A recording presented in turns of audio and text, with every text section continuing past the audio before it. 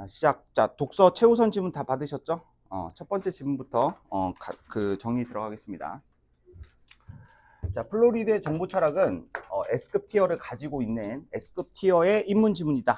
이렇게 볼 수가 있어. 맞지?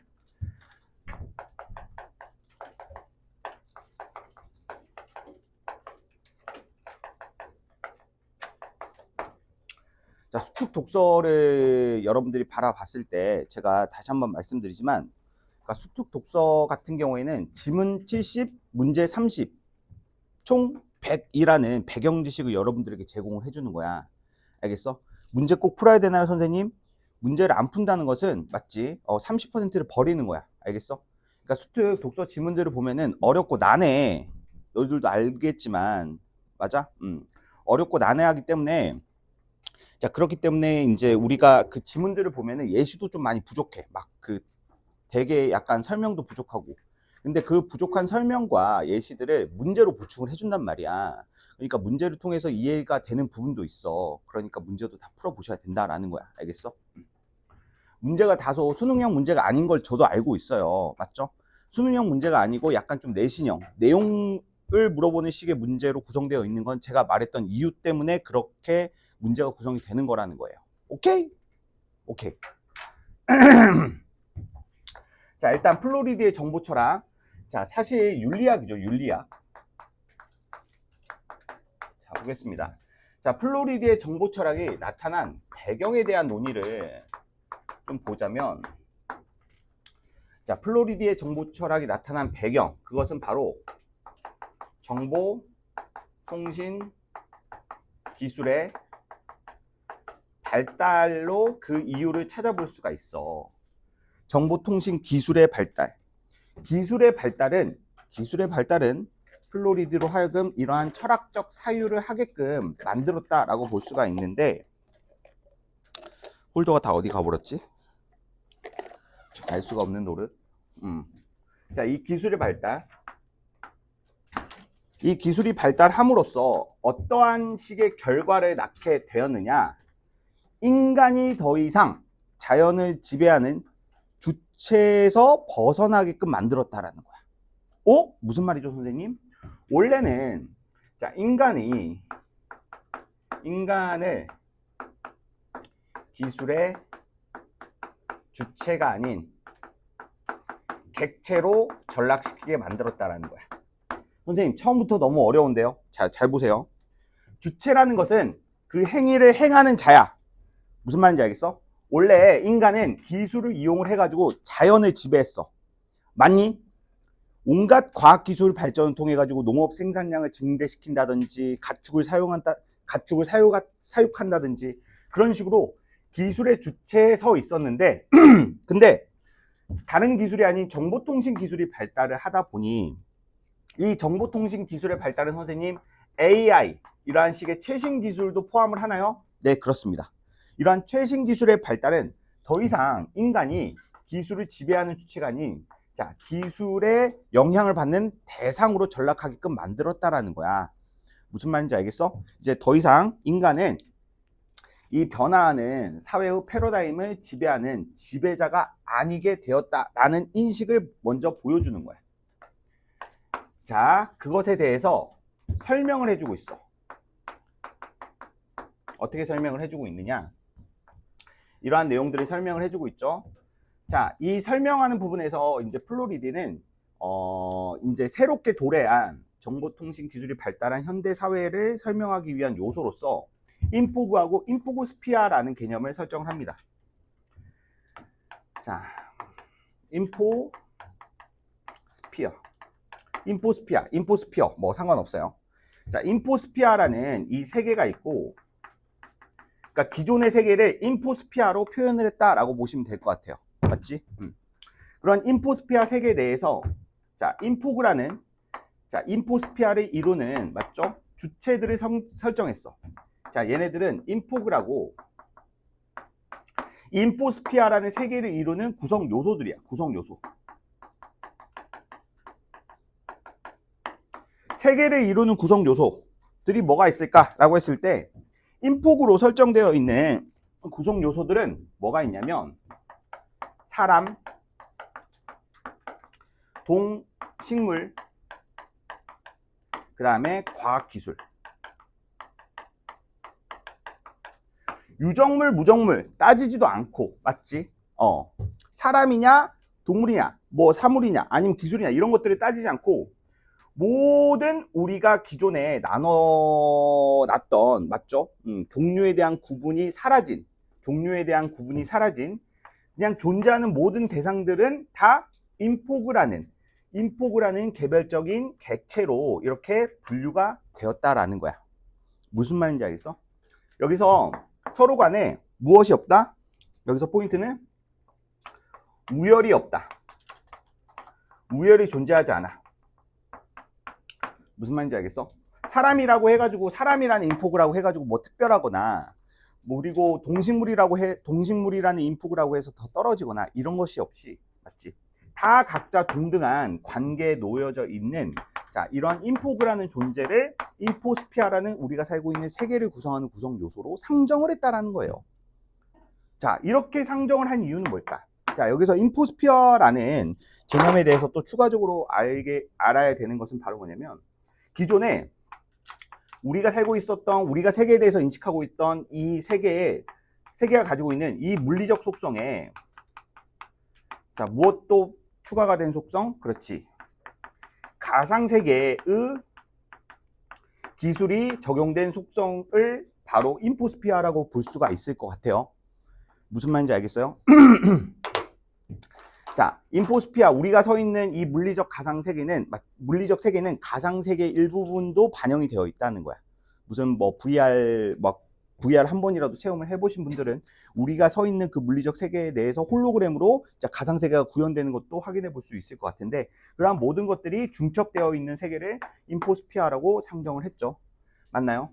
자, 이렇게 인포스피아하고 인포그를 설정을 한 이유는, 자, 따로 있겠죠. 세 번째. 이러한 것들을 통해 가지고, 이러한 식의 설명을 통해 가지고 최종적으로 설명하고자 하는 것은 바로 윤리학의 개념을,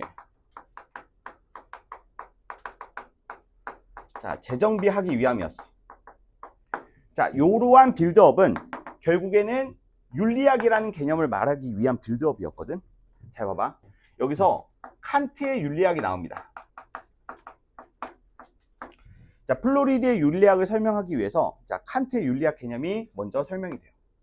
자, 칸트는 도덕적 행위에, 자, 칸트의 윤리학에서는, 자, 도덕적 행위를 평가하기 위해서, 자, 행위자와 그리고 수신자의 개념을 상정합니다. 자, 칸트의 윤리학에서는 어떠한 특정한 도덕적 행위를 평가하기 위해서 행위자와 수신자라는 존재를 상정을 해. 행위자라는 것은 도덕 행위를 한 자, 그리고 수신자는 말 그대로 그 도덕 행위에 영향을 받은 자라고 생각을 해주면 돼. 맞아? 내가 길거리에서 열심히 막 폐지를 줍고 있어. 맞지? 호린이가 그러면서 할아버지 고생하시네요. 제가 도와드릴게요 하면서 폐지를 막 리어카에 싣고 있는데, 호린이가 내가 내가 지금 운전하고 있는 리어카를 뒤에서 막 밀어주는 거야. 맞지? 얼마나 고마워. 자, 그런 행위는 도덕적 행위자는 이제 호린이가 될 수 있고, 나는 도덕적 행위의 수신자가 될 수 있어. 무슨 말인지 알겠어? 근데 내리막길 상황에 이제 봉착하게 된 거야. 리어카의 무게는 무려 0.8톤. 맞아? 노인의 힘으로는 혼자 감당할 수가 없어. 근데 호린이는 앞에 내리막길이라는 걸 알지 못했어. 그래가지고 할아버지 힘드시죠? 제가 더 밀어드릴게요 해가지고 더 세게 민 거야. 그래가지고 나는 결국 사망을 하게 되었어. 자, 이런 도덕적 행위의 행위자와 수신자에 대한 것들은, 자, 행위자의 행위가 수신자에게 어떻게, 맞죠? 자, 어떻게 영향을 미쳤느냐? 즉, 행위자의 행위 위주로 도덕적 행위가 평가가 된단 말이야. 맞아? 그런 상황에서 도덕적 행위를 한 행위자의 행동은 바람직하지 못하다. 이런 식으로 평가를 내릴 수가 있겠지. 맞아? 기존의 칸트의 윤리학에 의해서 도덕 행위를 평가할 때는 행위자의 행위를 중심으로 평가가 이루어졌는데, 자, 근데 플로리디는, 맞죠? 자, 더 이상 이 행위자의 행위에 초점을 맞춰서는 안 된다. 자, 플로리디는 마찬가지로 도덕 행위를 평가할 때, 맞죠? 피동자 중심의 윤리학의 개념을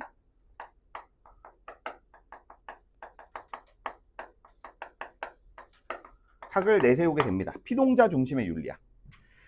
여기서 말하는 피동자는 맞죠? 그 칸트의 윤리학 개념에서의 수신자의 개념과 유사하다고 보시면 돼요. 자, 피동자 중심의 윤리학이라는 것은 뭐냐? 기존의 도덕 윤리적 관점이 행위자의 행위의 초점에 맞춰져 있었다고 한다면 플로리디가 말하고자 하는 윤리학은 뭐냐면 도덕적 행위의 수신자, 즉 피동자의 피해를 중심으로 자, 윤리학의 개념을 재정비해야 된다 라고 주장을 하는 거예요. 자, 왜 그러냐면 이때 제가 이 질문 설명할 때 들었던 예시가 있어요. 의사가 열심히 수술을 하고 있어. 의사가 실시간 환자의 상태가 모니터링 되는 그 첨단 기술의 도움을 받아서 열심히 수술을 하고 있었는데 갑자기 그 기계가 꺼져버려. 삐비비비 이렇게 꺼져버려. 그런 상황 속에서 의사는 환자의 실시간 상태를 파악하지 못하기 때문에 적절한 조치를 취하지 못했고 그러한 결과 환자는 사망하게 되었어. 이러한 경우 도덕적 책임을 누구에게 물어야 될 것이냐 라고 했을 때 잘 보세요. 인간 또한 이러한 과학기술의 발전으로 인해서 얼마든지 그 과학기술에 의한 피해자가 될 수 있다는 개념이 상정되어 있는 거야.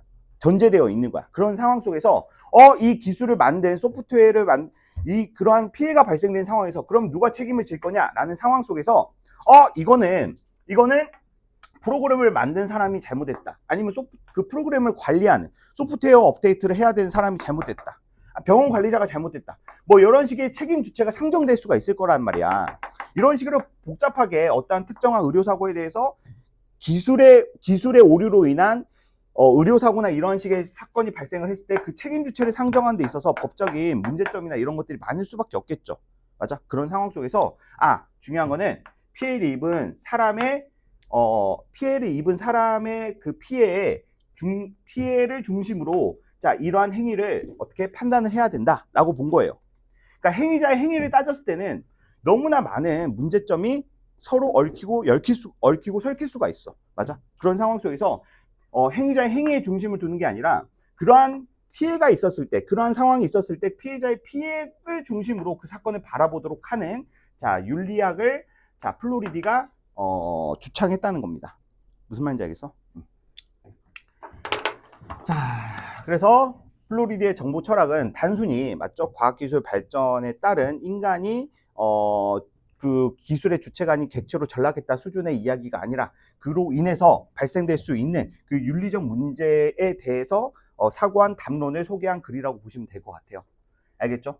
그래서 이 글에서의 전제 조건은 기술의 발전으로 인해서 얼마든지 인간 또한 기술의 무엇이 될 수가 있다? 피해자가 될 수가 있고 자, 그 앞으로 발생되는 그런 식의 문제들은 맞죠? 인간을 중심으로 피해를 입는 피해자의 피해를 중심으로 그 이야기를 논해야 된다라는 철학적 담론을 시작했다라는 거야. 무슨 말인지 알겠지? 자, 오케이. 넘어가시고 자, 두 번째. 자, 지식에 대한 토대론의 입장. 자, 중요도 없습니다. 최우선 질문이에요. 다 중요하다는 거야. 알겠지? 자, 보시면 막 쓸데없는 질문 다 뺐죠?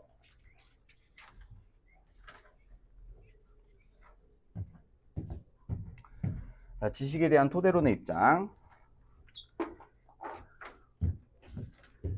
자, 여기서 보시면 인식론에 대한 내용이 나오고 있는데 자, 첫 번째 전통적 인식론에 대한 내용을 간단하게 보면은 전통적인 인식론은 인식을 한다라는 것은 이 지식을 어떻게 구분할까? 여기서 말하는 이 지식이라고 부를 수 있는 것. 무엇을 지식이라고 부를까? 잘 보세요. 인식론이라는 것은 철학 사상이야. 맞지? 애초에 이거는 무엇과 다른 거야? 과학과 다른 거야. 그러니까 과학에서 말하는 지식의 누적과는 좀 달라. 과학은 어떻게 지식이 누적된다고 봐요? 경험적인 관찰, 그것의 집적, 그리고 그것에 대한 귀납적인 도출, 그런 것들이 기존 지식과 어긋남이 없을 때 새로운 지식으로 하나씩 추가가 되는 거죠. 그게 이제 과학적 지식의 집적 과정, 쌓여지는 과정이라고 볼 수가 있는데, 자, 여기서는 과학적 지식이 누적되는 그 과정에 관련된 것이 아닌 우리가 개인적으로 개인이 인식을 하는 관점에서 지식과 지식이 아닌 것을 구분하는 철학적인 개념을 소개하고 있다는 거야. 무슨 말인지 알겠어? 그래서 우리가 알고 있는 과학적 지식의 누적 과정이랑은 조금 다를 수가 있다. 오케이? 자, 아무튼 간에 이 철학에서 말하는 지식은, 그럼 제가 이 과학 얘기를 괜히 했겠어요? 철학에서 말하는 지식은 누구한테 털릴 수밖에 없어. 과학한테 털릴 수밖에 없다고. 무슨 말인지 알겠어? 자, 그게 인트로야. 자, 전통적 인식론에서 지식이라는 것은, 자, 이거는 지문에 있는 표현 그대로 이제 그 정의를 알아두는 게 중요할 것 같아요. 인식 주체가, 자, 그 해당 대상을 정확히 안다. 뭐? 참임을 안다. 안다. 자, 인식 주체가, 자, 이 대상이 참임을 안다라는 거야. 자, 이 대상이라는 것이 바로 이 명제라는 거야. 지식의 가능성이 될 수 있는 그 명제를 말해. 모든 명제가 다 지식이 되는 건 아니야. 맞지? 조건을 충족해야 되겠지. 그랬을 때 그 명제가, 그 조건을 충족해야 되는 그 명제가, 맞죠? 그 명제에 대해서 참임을 안다, 지각할 수 있다고 한다면 그것을 우리는 지식이라고 본다는 거야. 맞지? 자, 이 참임을 안다라 해서 참이라는 것은 말 그대로 참과 거짓이라는 진술이 객관적으로 판단이 돼야 된다는 거고, 안다라는 말은 뭐냐면, 안다라는 말은, 자, 정당화가 될 수가 있다라는 거야. 무슨 말인지 알았어? 그래서 지식이라는 것은, 인식론에서 지식이라는 것은, 자, 이 어떤 특정한 명제, 지식임을 판단해야 되는 명제가 참 거짓 여부의 그 판단 기준이 정해져 있으면서 그것이 인식 주체에 의해서 정당화될 수 있는 것들, 이런 것들을 이제 지식이라 부른다는 거야. 무슨 말인지 알겠어? 자, 근데 여기서 이제 기존 지식에, 자, 문제점이 있었어. 여기서 인식론에서 말하는 지식의 문제점이 있는데, 이 문제점은, 자, 정당화가 힘들다라는 거야. 정당화가 힘든다. 정당화라는 것은 뭐냐면 그 명제가 참이라는 것이 객관적으로 증명이 돼야 되는데, 그 객관적으로 증명하기 위해서는 그 명제 하나만으로는 그 스스로의 그 참임과 거짓의 여부를 증명할 수가 없었다는 거야. 예를 들어서 어떤 명제 A가 있어. 어떤 명제 A가 있는데, 이 A가 참인지 거짓인지 여부를 판단하기 위해서는, 맞죠? 자, 뭐가 필요해? 다른 명제 B가 필요해. 무슨 말인지 알겠니? 빛은 시속 뭐 30만 킬로미터의 속력으로 이동한다 라는 그 명제가 있어. 근데 그것의 참 거짓 여부를 판단하기 위해서는 빛의 속도를 측정해야 되겠지. 자, 그렇다면 이 빛의 속도에 관련된 명제를 증명하기 위해서, 맞지? 근거 명제를 또 설정을 하는 거야. 빛의 속도를 측정하기 위한 장치들을 통해서, 자, 측정을 했을 때 30만 킬로가 나온다. 뭐 장치에 대한 소개가 나와. 근데 여기서도 이 해당 명제도 어때? 또 참거짓 여부를 판별해야 되겠지. 이 빛의 속도를 측정하는 이 장치가 얼마나 정확한지 여부를 또 증명해야 되는 그 명제가 또 필요한 거잖아. 무슨 말인지 알겠어? 이 해당 빛의 속도를 측정하는 이 기계는 이러이러하기 때문에 정확하다. 이런 식으로 해가지고 어떤 특정 명제가 참거짓 여부를 가지기 위해서는 계속 무엇이 필요하다는 거야? 다른 명제들이 필요하다는 거야. 이러다 보면은 어때? 최종적으로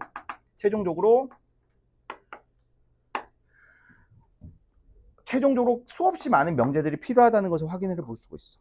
여기서 내릴 수 있는 결론은, 맞지? 여기서 내릴 수 있는 결론은 스스로 정당화되는, 자, 참인 명제는 존재하지 않는다는 결론을 내릴 수가 있어. 이 개념이 바로 무한 후퇴 논증이라는 개념이야. 맞지? 그러니까 다른 명제 도움 없이 스스로 혼자서 존재하며 스스로 참거짓 여부를 스스로 증명할 수 있는, 정당화시킬 수 있는 그런 명제는 존재할 수 없다라고 보는 개념이 바로 무한후퇴 논증이라고 볼 수가 있어. 됐니? 자, 늘 말했지만 이거는 문제 상황이야. 문제 상황은 항상 어떠한 정보와 쌍을 이루지? 해결책에 대한 정보와 쌍을 이룰 수밖에 없어. 이런 무한후퇴 논증을 종식시키기 위해서 자, 토대론자들은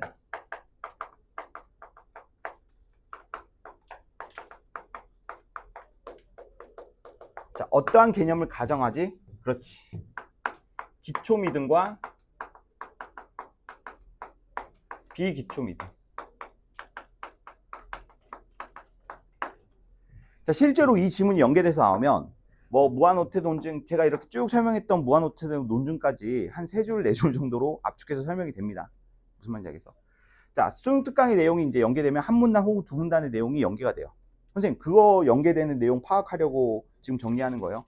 아니에요. 한두 문단의 내용이지만, 맞죠? 우리는 그 글에 대해서 감을 잡고 있어. 무슨 말인지 알겠어? 이거는 나중에 연계돼봐야 알아. 맞지? 아무것도 모르는 암흑 속을, 맞죠? 이제 손으로 헤치면서 글을 읽는 거랑, 여기 내가 가봤던 길이네? 하고 가는 거랑은 차원이 달라요. 춥니? 추워? 하나 꺼줄까? 괜찮아? 자, 내가 이렇게 물어보는데 추워요 라고 말하기는 좀 힘들 것 같기는 한데 추우면 진짜 말해. 알겠지? 자, 기초 믿음과 비기초 믿음이 있는데 이 기초 믿음이라는 것은 자, 얘는 다른 믿음의 도움이 없이 스스로 정당화되는 참인 믿음의 기초 믿음이라고 합니다. 그러니까 이런 무한후퇴 논증을 종식시키려면 어떠한 존재가 있어야 돼. 다른 명제의 도움 없이 스스로 참임을 증명화시킬 수 있는 명제라는 게 존재해야 돼. 그러한 것이 바로 이제 기초 믿음이라는 거야. 비기초 믿음이 존재함으로써 맞지? 다른 수없이 많은 비기초 믿음이 정당화될 수 있다는 거야. 비기초 믿음은 기초 믿음에 의해서 정당화가 될 수 있는 믿음을 말하는 거지. 오케이? 자, 그렇다고 한다면 토대론자들의 설명은 그럴듯해. 그렇다면 여기서 던질 수 있는 문제점은 바로 뭘까? 그러면 너희들, 야, 토대론자들아, 너희들이 말하는 기초 믿음은 또 어떻게 정당화되는데? 라는 이제 질문에 봉착할 수밖에 없죠. 기초 믿음의 정당화는 어떻게 이루어지는데? 맞죠?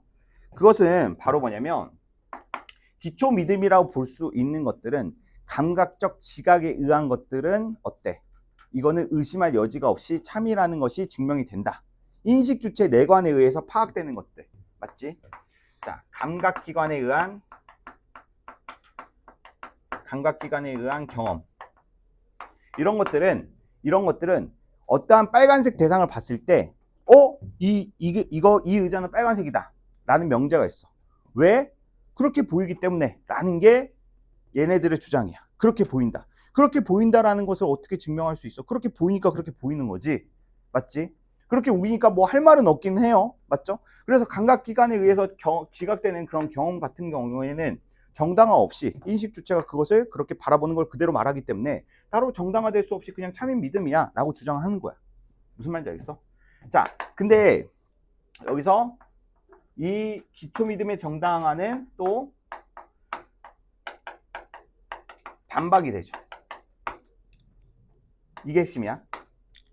기초 믿음에 대한 반박은 왜 반박이 될 수밖에 없냐면, 자, 이 기초 믿음은 내부적 요인에 의해서 외부적 요인에 의해서 정확하지 않을 수밖에 없다라는 거야. 자, 내부적 요인이라는 것은 인식 주체의 내부의 상황에 의해서 그 감각 경험이 다르게 지각될 수 있는 가능성에 대해서 말하는 거야. 가령 맞죠? 그 뭐지? 또 까먹었다. 그 드라마 있잖아. 그 뭐지? 모닝글로리란다. 더글로리 맞아. 더글로리. 아, 맨날 까먹어. 더글로리에서 그 남자 주연 중에 전재준이라고 있잖아. 맞지? 나 그거 다 봤어.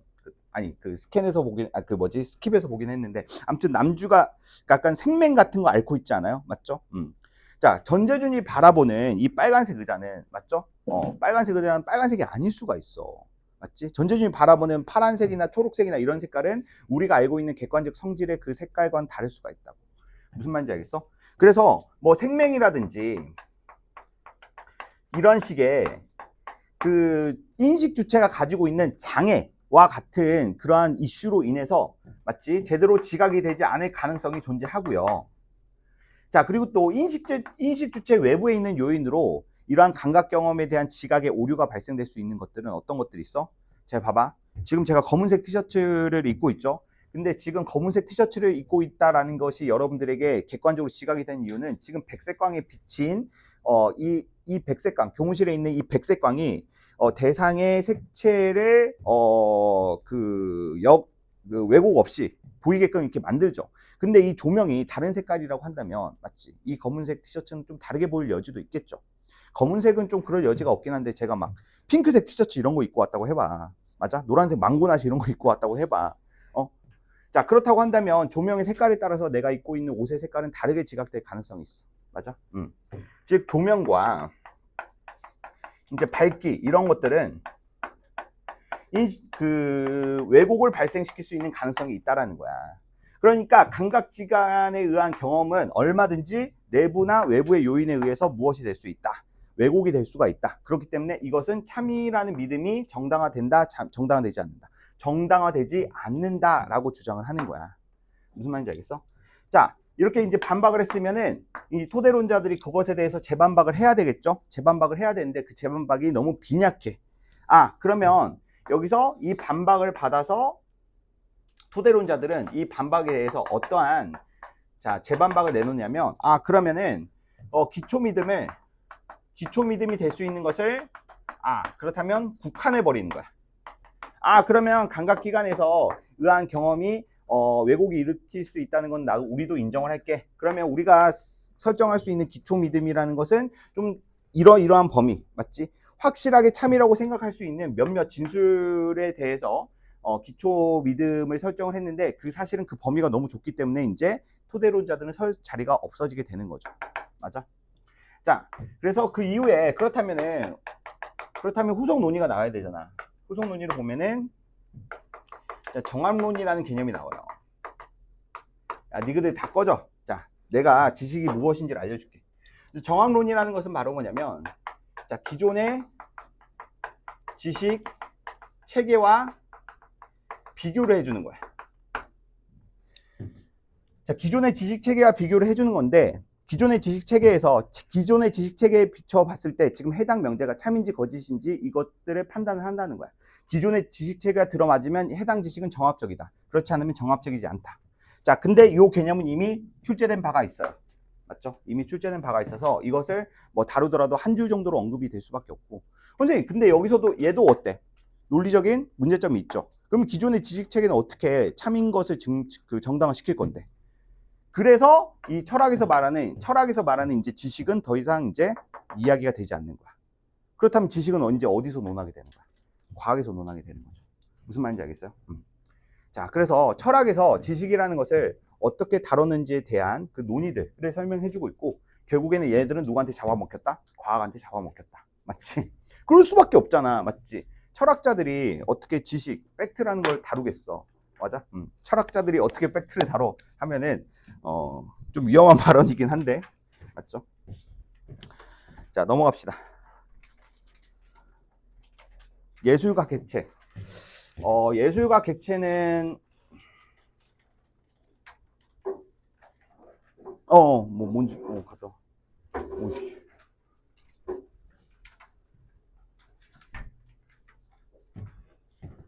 야, 힘냅시다. 힘들고 피곤하죠? 진짜 너무 힘들어. 자, 예술과 객체.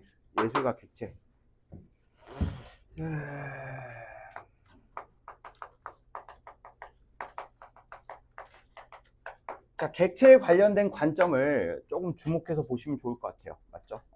예술과 객체. 자, 흉과 후설의 예술에 대한 그 관점을 간단하게 한 두 문장 정도로 정리를 해봅시다.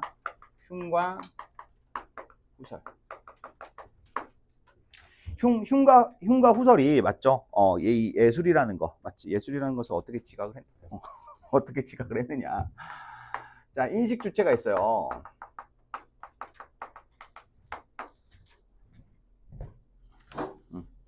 저 여성분께 전달해 주세요. 자, 인식 주체가 있고 객체가 있어. 객체는 대상이겠죠. 그렇지. 자, 흉과 후설은 자, 여기서 흉과 후설은 인식 주체하고 이제 객체가 있는데 결국에 인식 주체로서는 인간을 상정하고 자, 객체로는 인간 외의 것들을 상정을 하고 인식 주체가 이 객체를 어떻게 인식을 하느냐에 대한 관점의 차이가 있어요. 근데 이런 것들은 크게 중요하진 않죠. 맞아요? 뭐 객체가 어떻고 후설은 객체가 어떻고 이런 식의 논의들이 있는데 이런 것들은 크게 중요하지 않습니다. 자, 중요한 거는 굵직굵직한 논의는 바로 이제 하모니. 하몬의 관점이야. 자, 이게 중요하지 않다고 언급하는 이유는 일단은 하몬은 기존에 무엇을 깼어? 인식 주체로서의 인간이란 존재를 소거를 해버렸어. 무슨 말인지 알겠어? 자, 무슨 소리예요, 님들? 인간도 뭐임? 객체임. 이란 주장을 막 시작한 거야. 그럼 얘네들이 어안이 벙벙하겠죠. 야, 그러면 누가 인식을 하는데? 자, 중요한 거는 인간도 객체인데 하몬이 말하는 그 객체는 맞죠? 그렇다면 여기서 객체라는 대상이 중요한 거야. 이 객체. 인간도 그러니까 인식 주체라는 것을 상정하지 않고 이 세상은 객체로만 이루어져 있다라고 인식의 상대적으로 세상을 바라볼 것에 대한 주장을 이제 펼쳤는데 그랬을 때 이제 하몬이 말하는 그 객체는 무엇이냐? 하몬이 말하는 객체는 본질과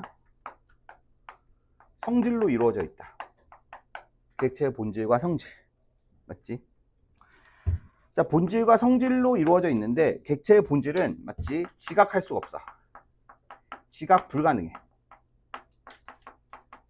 그 지각이 불가능하다는 말은 여러 가지 표현으로 바뀔 수는 있어. 뭐 인식의 저편에 있다. 뭐 이런 식으로. 뭐 여러 가지로 이제 바꿔서 표현할 수가 있는데 중요한 거는 인간이 그냥 상식적으로 무엇인가 정상적으로는 이것이 무엇이다라고 확정적으로 알 수는 없는 자, 무엇인가라고 생각을 해주면 돼.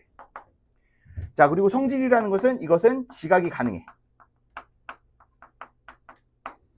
자, 이 본질과 성질로 이루어져 있는 게 바로 객체, 즉 대상이라는 거야. 이 대상은 세상에 존재하는 모든 대상들의 객체라고 볼 수가 있겠지. 인간도 그렇고 동식물, 자연 다 이제 객체라고 부르는 건데 그러한 객체는 본질과 성질로 이루어져 있고 파악될 수 없는 본질과 파악될 수 있는 성질로 이루어져 있다고 이제 보는 거야. 그랬을 때 하몬은 여기다. 그렇다면 예술이 무엇이냐? 예술이라는 것은 이 객체를 파악하는 거야. 더 디테일하게 말하면 객체의 본질을 파악하는 거야. 맞아? 객체에 대해서 파악될 수 있는 성질을 바탕으로 해가지고 맞지? 파악되지 못하는 그 본질을 파악하려고 시도를 하는 거야. 시도. 맞아? 객체에 대해서 파악되는 성질을 바탕으로 해서 파악되지 못하는 본질을 파악하기 위해서 시도하는 거야. 그 시도는 무엇일까? 시도? 어떻게 시도해? 바로 메타포. 은유를 통해서 시도를 하는 거야. 맞아? 자, 지문에 있는 예시를 그대로 가져옵시다. 교사는 양초이다. 자, 지금 그 하몬이 말하는 예술의 아름다움에 관련된 내용들을 파악을 할 때 이 은유는 반드시 등장할 수밖에 없죠. 은유는 반드시 등장할 수밖에 없고, 자, 이 은유의 원관념이 대상의 본질에 해당되는 개념이다. 이렇게 대응해 보시면 되고요. 오케이? 자, 이러한 문장의 보조관념으로 쓰인 게 그 대상의 성질을 의미하는 것이다 라고 대응을 해보시면 돼요. 성질. 자, 봐봐. 자, 본질에 해당되는 것은 지각이 불가능해. 선생님, 근데 교사는 아이를 가르치는 사람이라는 개념이 있잖아요. 근데 여기서 본질은 그 사전적 정의로는 대상을 파악할 수 없다라는 생각이 전제되어 있어. 그러니까 교사는 아이를 가르치는 사람, 그런 서비스를 제공하는 그런 대상 뭐 이런 식으로 정의를 하기에는 교사라는 말에 담겨 있는 의미를 다 파악할 수 없다고 생각을 하는 거야. 교사뿐만 아니라 세상 모든 것들이 다 그렇다고 생각을 하는 거지. 단지 우리가 알고 있는 사전적인 의미 그리고 대상에 대한 사회적인 시선, 사회적으로 형성된 의미 이런 것들만으로는 대상의 본질을 정확히 알 수 없다라는 인식에서 출발하는 거야. 그렇기 때문에 대상의 본질을 파악하기 위해서 계속 그 의미에 대해서 고민하고 시도하고 탐구하고 이런 과정들을 예술의 아름다움이라고 본 거지. 즉 양초가 그렇다면 우리는 필연적으로 이러한 식의 메타포가 있다고 했을 때 이 보조관념의 속성을 바탕으로 본질인 원관념의 의미를 계속 탐구하고 궁구한단 말이야. 맞아? 고민한다는 거야. 양초의 속성은 양초의 속성은 스스로를 태우면서 주변을 밝히는 거야. 그렇다면 교사도 또한 자기를 희생해 가며 주변을 밝힌다. 주변을 밝힌다는 것은 아이들에게 영향을 준다. 아이들에게 그 선한 영향을 준다. 이런 식의 의미인가? 라는 식으로 확정적이지 않지만 그런 식의 사고를 할 수가 있잖아. 맞아? 이러한 식의 사고 과정을 거칠 수밖에 없는데 이렇게 사고 과정을 한다는 말 자체가 이러한 과정 속에서 무엇이 나타난다? 그렇지. 예술적 긴장 그리고 예술의 아름다움이 나타난다는 거야. 무슨 말인지 알겠어? 그 보조관념의 속성을 이용해서 그 원관념의 의미를 탐구하는데 고민하는 것들, 고민하는 시간들, 고민하는 과정들 거기에서 예술적 긴장과 예술의 아름다움이 나타난다. 이게 바로 예술이 지향해야 되는 지점이다 라고 주장을 한 거야. 어렵지 않죠? 자, 그렇다면 당연히 여기서 생각을 해볼 수밖에 없는 것은 그러면은 함원의 예술론에서 중요한 거는 독자의 태도겠네요. 독자의 태도겠네요. 맞습니까? 잘 봐봐. 여기서 이제 이게 포인트가 되는 거야. 계속 포인트가 된대. 맞지? 근데 진짜 이게 포인트가 되는 거야. 그렇다면 예술에 대한 관점을 한번 보자라는 거야. 예술에 대한 태도, 관점을 보자 이거야. 이거는 기존에 기출되었던 그 지문의 내용과 좀 비교해서 살펴보면 좀 좋을 것 같은데 23년도 고평에 나왔던 아도르노의 미학에 관련된 지문과 이것을 우리는 비교를 해볼 수 있을 것 같아. 자, 23년도 9월 평가 모의고사에서 나왔던 아도르노의 미학에 대한 내용들을 한 두 줄 정리 한번 해볼까요? 두 줄 정리. 자, 아도르노는 맞죠? 대중예술을 긍정적으로 봐서 부정적으로 봤어. 부정적으로 바라봤습니다. 부정적으로 바라본 이유는 대중예술이 맞죠? 현대 문명의 그 불합리하고 맞죠? 모순이 가득한 그 지점을 대중예술들이 감추고 있다라는 역할을 수행하기 때문에 대중예술을 부정적으로 봤어. 대중예술을 부정적으로 보는 게 핵심이냐? 그게 아니야. 그렇다면 아도르노는 진정한 미학이라는 것은 아도르노가 바라보는 진정한 미학이라는 것은 무엇이었냐? 전유예술. 즉 현실의 부조리함과 모순을 그대로 폭로하는 성격을 가지고 있는 전유예술만이 진정한 미학이라고 침이 마르도록 칭찬을 했어. 그 지문에서. 전유예술 이게 진정한 미학이지. 이렇게 칭찬을 했단 말이야. 근데 그 아도르노의 미학 지문은 너희들이 기억할지 모르겠지만 세트 지문이었어. 가글이 아도르노의 미학이었고 나글은 맞죠? 이러한 아도르노의 미학에 담겨있는 폭력성을 좀 지적하는 글이었거든.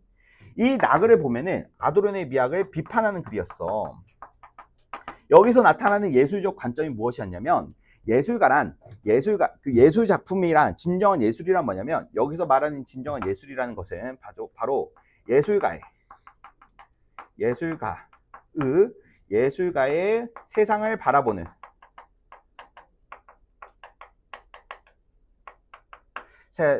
시선, 예술가의 세상을 바라보는 시선, 이것들을 작품에 투영하라고, 맞지? 작품에 투영하고 이 작품을 통해서 이제 독자들은 예술가가 이 작품을 통해서 말하고자 하는 이 추상적인 관점을 이해하는 것이 바로 진정한 예술이라고 본 거야. 다시 한번 설명할게. 자, 예술가가 어떠한 그 세상을 바라보는 특정한 시선이 있어. 특정한 시선은 되게 추상적이지. 이건 되게 추상적인 거야. 그러니까 자기가 가지고 있는 추상적인 관념, 생각들을 예술 작품이라는 구체적인 형태로 나타내. 그러면 독자는 그렇게 구체적으로 나타난 작품의 형태를 보면서 예술가가 어떠한 생각을 하고 이 작품을 만들었는지에 대한 의도를 생각을 해. 그것을 바로 뭐라고 하는 거야? 미메시스라고 하는 거야. 미메시스. 이 지문에서 나오는 미메시스. 됐어? 자, 그러한 과정 속에서 예술가의 의도 이런 것들을 파악하는데 예술의 아름다움이 있다라고 보는 게 이 글에서의 핵심이었지. 이해되니? 즉 무엇의 역할을 강조하는 거야? 독자의 역할을 강조하는 거야. 그러면서 이제 아도르노를 비판하는 거지. 무슨 말인지 알겠어? 아도르노는 미학의 본질을 단지 사회의 부조리함과 모순을 폭로하는 데에만 그 예술의 가치가 있다는 식으로 미학의 목적을 좁혀놨다. 그러면서 비판을 하는 거야. 무슨 말인지 알겠어? 자, 여튼지 간에 이게 최근에 기출되었던 예술 지문에서의 특정인들의 관점을 정리한 겁니다. 자, 그렇다면 이것과 비교를 해봤을 때 이것도 이러한 식의 패턴으로 이제 출제가 된다라는 가정이 있다고 한다면, 그렇다면 여기서 말하는 이제 예술에 대한 관점을 좀 좁혀서 좀 보자면, 자, 이어서 좀 봅시다. 여기서 이 글에서의 예술의 관점은 무엇이냐? 다시 한번 돌아가 보면은, 자, 하머는 이 예술적 아름다움이 파악될 수 없는 객체의 본질을 파악하기 위해서 그 객체의 대상에 해당되는 성질을 갖고 와가지고 그것이 무엇인지를 사고하고 의미를 궁구해가는 과정 속에서 이러한 것들이 나타난다고 했지. 그렇다면 하먼의 예술관에 있어서 가장 중요한 역할을 수행하는 것은 바로 누구겠어? 이 예술을 해석하려는 시도 과정이 있는지 없는지가 중요한 거겠지. 이 시도 과정은 누가 하는 거야? 이 사고 과정은 누가 하는 거야? 누가? 감상자가 하는 거야. 무슨 말인지 알겠어? 감상자가 하는 거지. 그렇기 때문에 이것은 감상자의 태도가 되게 중요하다는 거야. 무슨 말인지 알겠어? 감상자의 태도가 중요하지 무엇은 중요하지 않다? 이 작품에 담긴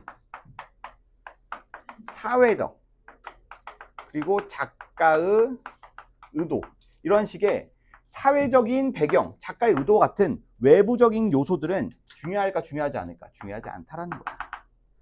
이해됐어? 응?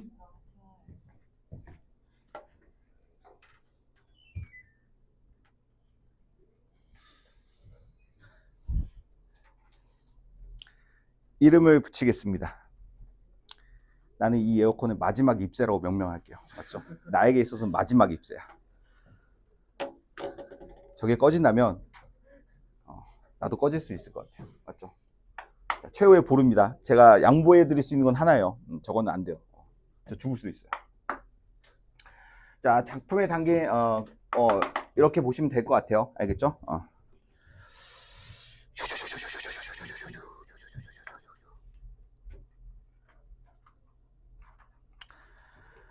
자, 마지막 줄 형광펜 쳐주세요. 알겠죠? 마지막 줄 형광펜. 감상자를 예술의 필수 용문으로 수용하면서 예술작품 들어서 환경, 예술가의 의도 등과 분리된 객체로 인식한 하먼의 미학.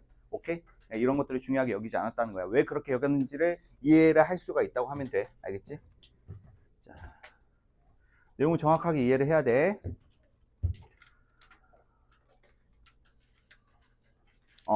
네 번째 질문. 경물 취지에 대한 주작과 최한계 입장. 요거는 수업 시간에 안 했던 것 같아요. 자, 요 지문은 이번 수능 특강에서 가장 티어가 높은 지문이라 볼 수가 있어. 왜 티어가 높냐? 최근 이건 무조건 출제됩니다. 무조건 출제될 수밖에 없는 게 그 이유가 있어요. 근거가 있어요. 제가 여러분들한테 이 지문이 무조건 나온다 안 나온다 그렇게 리스키하게 그렇게 약을 팔 필요가 없어. 맞지? 그럼에도 불구하고 제가 강조하는 이유는 최근 인문 지문의 출제 트렌드를 보면은 조선 사회에서의 특정한 사상을 소개하는 데 초점이 맞춰져 있어. 조선의 사상. 이게 무슨 말이냐면 우리가 알고 있는 이해하고 있는 조선이란 나라는 맞죠? 그렇게 긍정적이진 않아. 요즘에 어떠한 단어도 만들어졌어. 헬조선이라는 단어도 만들어졌잖아. 맞지? 헬조선이라는 단어의 조어 과정에서 반영된 우리 사회 구성원들의 인식은 조선이라는 나라는 그렇게 좋은 나라가 아니었다라는 인식에 기반해서 만들어진 단어라고 볼 수가 있겠지. 이해돼? 그렇다면 진짜 조선은 그랬을까? 라는 물음을 던져보자 이거야. 맞아? 조선은 그랬을 때 조선이란 나라를 한번 미분해 보면은 어때? 당파 싸움, 임진왜란, 병자호란, 아우 생각해보면 너무 답답하죠. 답답해요. 그러니까 전 세계사적인 발전, 그 전 세계사와 비교를 해봤을 때 세계의 평균적인 발전 흐름과 조선의 발전 상황, 그 과학기술 측면에서 보면은 조선도 또한 열등하게 떨어졌던 건 사실입니다. 그렇기 때문에 우리는 일제강점기라는 그런 식의 암흑의 역사를 가지고 있죠. 그렇게 해가지고 우리는 조선의 사상을 좀 부정을 하거나 부정적으로 인식하거나 이런 경우가 되게 많단 말이야. 근데 조선은 그게 전부가 아니다. 조선에서는 시대를 앞서간 사상을 하고 사고를 했던 사람들이 분명히 있다. 그것을 보여주는데 요즘 지문에 출제 포인트가 들어가 있다는 거예요. 23년도 자, 23년도 인문지문. 자, 조선 후기 실학자들의 신분제 개혁안에 대한 내용. 그 신분제 개혁안. 조선은 어쩔 수 없이 무슨 사회였어? 유교 사회였어. 신분제 질서를 가진 사회였어. 그것은 조선의 의지가 아니라 중국의 유학 사상으로부터 영향을 받은 어쩔 수 없는 요인이었다는 거야. 무슨 말인지 알겠어? 근데 지금 우리가 신분제 사회에서 살고 있니? 어이, 개똥아 이리 오거나 이리 오거라 이지랄 하니? 모든 사람은 결국 평등해질 수밖에 없는 것이 지금 현대 사회고, 그렇다면 모든 사람은 평등하다라는 인식은 뭐 어때? 결국에는 우리가 나아가야 되는 그 사상과 방향이었잖아. 근데 조선은 아직 신분제 질서에 머물러 있기 때문에 전 근대적인 중세적 가치관이 지배되고 있던 상황이었어. 맞지? 다른 나라와 비교를 해봤을 때는 막 미국에서는 막 그 노예 해방 운동 막 이런 식으로 이 신분제 질서에 대한 인식들이 지금 막 개방적으로 바뀌어가고 있는 시점에서 조선은 아직 그런 신분제 질서의 틀에 박혀가지고 중세적 사고방식에서 벗어나지 못하는 모습을 보여줬는데, 근데 그게 조선의 전부가 아니라 그러한 과정 속에서 신분제 질서가 의미 없다라고 생각한 몇몇 사람들이 있었대. 그게 바로 실학자래. 그래서 그러한 실학자들이 이런 신분제를 폐지하기 위해서 여러 가지 개혁안을 내놨다라는 게 24년도 9월 평가원 모의고사에서 나왔던 실학자들의 개혁안이야. 24년도에는 중화사상. 맞아? 이 중화사상이라는 것 자체가, 맞지? 중화사상이라는 것 자체가 단지 중국을 세상의 중심으로 두고, 맞지? 중국의 뜻대로 무조건 다 이해를 하고 맞춰나가는 그런 사상을 가진 것이 아니었다. 그 실학자들 중에서 박제가나 이런 사람들은 이 중화 사상을 나름대로 주체적으로 인식을 해가지고, 맞지? 무조건 중국을 중심으로 보는 게 아니라 이미 중화에서 멀어진 중국을 손절하고 자체적으로 이제 청나라를 중화의 중심으로 옮겨가서 청나라를 배우고자 하는 그런 사상과 인식을 보여주는 내용도 나왔다는 거야. 자, 25년도 수능 조선 후기 개화 사상, 개화기 지식인들의 사상들. 자, 이런 것들을 보면은, 자, 지금 최근 한 지문도 빠짐없이 조선시대 때 시대를 앞서갔던 이런 유학자들의 그 사상을 소개해주는 글들이 매년 빠짐없이 나왔다는 거야. 알겠어? 조선이란 나라는 좀 답답하고 좀 그런 게 사실이지만 그 와중에도 중국의 영향을 받지 않고 주체적으로 우리 무엇인가를 사고하고 뭔가를 바꿔나가려고 했던 그런 시도를 했던 사람들이 있었고, 너희들이 그것을 알아야 된다라는 참 메시지를 계속 전달해주는 느낌으로 출제를 하고 있는 것 같아요, 제가 봤을 때는. 그래서 물론 출제 가능성이 뭐 안 나올 수도 있겠죠. 안 나올 수도 있겠지만 지금 현재 흐름이 그렇다라는 거야. 그렇기 때문에 잘 파악을 하라는 거죠. 자, 보겠습니다. 자, 일단은 각을 먼저 보면은, 중국의 송나라 때의 주의가 만들어낸 그 성리학 사상에 대해서 설명을 해주고 있어. 맞지? 자, 성리학 사상에 대해서 설명을 해줘야 되는데, 단지 여기서 이제 경물치지만 정리하기에는 너무 지문의 범위가 좁아요. 그렇기 때문에 조금 다양하게 정리를 해봅시다. 자, 일단 성리학에서 말하는 주의가 창하는 성리학을 보겠습니다. 자, 성리학이라는 것은 일을 공부하고 탐구하는 학문이야.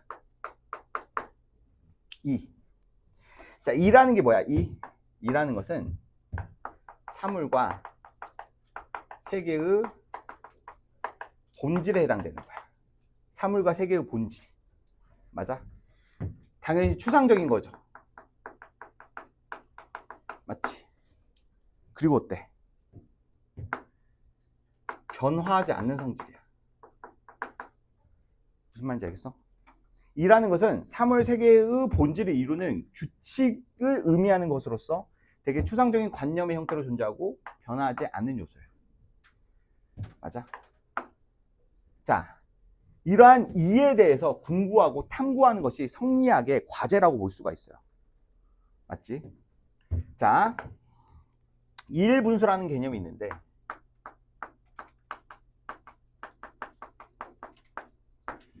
자, 이 글에는 안 나와요. 이일분수. 이일분수라는 개념은, 자, 이일분수. 자, 이는 하나. 그러니까 세상에 존재하는, 그러니까 이와 기에 관련된 논의도 이제 우리가 살펴봐야 되는데, 이일분수라는 것은 이일. 자, 이일은, 자, 세상 즉 사물의 본질. 이는 하나. 이는 하나라고 볼 수 있고, 분수. 이가 발현되는 형태. 이가 발현되는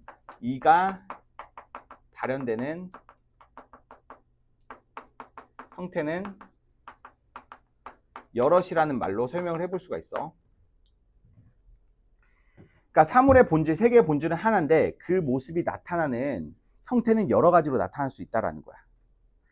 자, 이것을 비유하기 위해서 월인천강이라는 비유를 썼는데, 자 보세요. 하늘에 달은 하나 존재하지만, 달은 하나 존재하지. 하지만 이 달이 호수로 비칠 때 호수에 비친 달은, 맞지? 호수에 비친 달은 여러 개가 나타날 수 있어. 호수가 하나이지도 않고. 무슨 말인지 알겠어? 이게 바로 2에 해당되는 거고, 이 1에 해당되는 거고, 이게 분수에 해당되는 거야. 자, 최근은 아니죠. 2018년에 출제되었던 그 유학의 수기친 지문에서 언급되었던 성리학의 이와 기론을 좀 소개를 해드리면, 이기지묘라는 개념이 있어요. 이거는 평가원 지문에서 출제됐던 개념입니다. 이기지묘. 자, 이기지묘는, 자, 그 유학사상에서는 이와 이기론에 대한 내용인데, 그러니까 이기론이라는 것은 유학에서는 모든 사물의 구성 원리를 이와 기로 설명을 하는 논리가 이기론이에요. 이기론. 이와 기. 자, 이는 말했듯이 사물 세계의 본질이자 추상적이면서 변화가 없는 속성을 가지고 있는데, 기는 이가 담겨있는 그릇이라고 생각해 보면 될 것 같아요. 이가 물이라고 생각하면 기는 물병이라는 게 이기론의 관점이야. 무슨 말인지 알겠어? 자, 기라는 것은, 자, 이가 담겨있는 그릇. 물질적인 요소. 즉, 변화할 수 있는 요소야. 됐어? 현실 세계에서 이기론은 현실 세계에서 이와 기는 동시에 존재한다라고 보는 게 핵심이야. 이와 기는 동시에 존재한다. 즉, 모든 사물. 자, 모든 사물은 이기론에서 기로 보거든요. 그러니까 물리적으로 지각될 수 있는 모든 사물의 형태는 기의 속성 때문에 그렇게 나타난 것이라고 보는 거야. 맞아? 우리 각각 모두 다 인간이지. 하지만 생긴 건 다 다르지. 맞지? 생긴 건 다 다르잖아. 야, 너 쟤 닮았어 하면 기분 나쁘잖아. 맞지? 그런 게 이제 사람이 다 다르게 생겼기 때문에 그런 거야. 그것은 어떻게 설명하는 거야? 다 기가 다르기 때문에. 맞아? 하지만 우리가 가지고 있는 이는 다 동일하다는 거야. 우리가 가지고 있는 이는 다 동일해. 근데 이의 본성은 선하다고 볼까, 나쁘다고 볼까? 성리학에서는 선하다고 봐요. 우리 모두 다 선한 본성을 가지고 있어. 아, 이러니까 무슨 종교, 사이비 종교 같아. 야, 여러분, 우리 모두 다 선한 본성을 가지고 있어요. 이 모두 다 선한 본성을 가지고 있는데 기에 가려서 그 선한 본성이 드러나지 않을 뿐이야. 그렇기 때문에 선한 본성을 드러내기 위해서 무엇을 갈고 닦아야 된다? 기를 갖고 닦아야 된다. 그러면 일반인도 성인이 될 수 있다라는 게 바로 이제 그 유학의 사상이라는 거예요. 어렵지 않죠?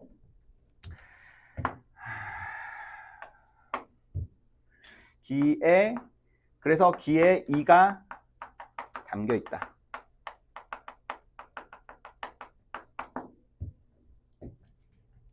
자, 여기까지가 이제 그 성리학을 다루기 위한 아주 최소 기본적인 요건에 대한 정보, 아주 기본적인 정보야. 자, 이걸 바탕으로 해가지고, 이걸 바탕으로 해서 결국 주의가 말하는 경물치지라는 것은 무엇이냐. 자, 경물치지라는 것은 결국 그 유학의 사상의 궁극적인 목적은 이 본질이라고 볼 수 있는 이를 드러내게끔 하는 거야. 이를 탐구하는 거야. 무슨 말인지 알겠어? 즉 이를 탐구하고 발현시키는 과정. 일종의 수양 과정이라고 볼 수 있지. 일종의 수양하는 과정인 거야. 자, 여기서 주의의 경물치지는 그러면 주의의 경물치지는 딱 한 줄로 정리할게요. 이 일을 바탕으로 해서 무엇을 하려고 시도했다. 세상과 우주 만물의 원리를 어떻게 하려고 했다? 설명, 익스플레인을 하려고 했다라는 거야. 됐어? 그러니까 봐봐. 이 이라는 것은 이 세계의 본질에 해당되는 깨달음이야. 이걸 가지고 모든 자연 현상과 천체 움직임 이런 것까지도 다 설명하려고 했었어. 그러니까 예를 들어서 그런 거지. 꽃이 피고 지는 것을 가지고, 맞지? 그것을 보고 꽃이 피는 것은 이러한 원리 때문에, 꽃이 지는 것은 이러한 원리 때문에, 과학적인 사실과는 무관한 어떠한 특정한 그 성현들의 가르침, 이야기 이런 것들을 다 끌어와가지고 이제 철학적으로 이제 설명하려고 했었던 그 시도가 바로 경물치지라는 거야. 뭐가 있을 수밖에 없어? 한계가 있을 수밖에 없지. 왜냐면 아까 전에 말했잖아. 철학은 철학의 선이 있어요. 철학이 넘어서는 안 되는 선이 있어요. 이건 바로 뭐야? 물리과학이지. 이 물리과학의 영역을 철학이 침범해서는 안 돼. 인식론이 개뚜드러 맞은 것처럼 인식론이 과학 그 기술의 발전으로 인해서 이제 그 나중에 과학 기술의 발전에 의해서 나중에 과학 기술자들에게 이제 인식론을 주장했던 철학자들이 개뚜드러 맞았던 것처럼 이것도 한계가 있을 수밖에 없어. 이 주의의 경물치지 사상은 자 17세기 이후 서양 과학 기술 발전과 그렇게 발전된 서양 과학 기술이 중국에 유입이 되면서 점차 사라지게 됩니다. 됐어요? 점차 사라지게 돼요. 그러니까 팩트는 뭐다? 이 추상적인 이를 가지고, 철학적인 사상인 이를 가지고, 맞지? 세상과 우주 만물의 원리, 즉 과학적인 물리적인 현상을 설명하려고 시도를 했었다라는 거야. 됐어? 한계가 있을 수밖에 없었고 개뚜드러 맞고 자 점차 사라지게 되었다. 됐어? 자 나그를 보자. 자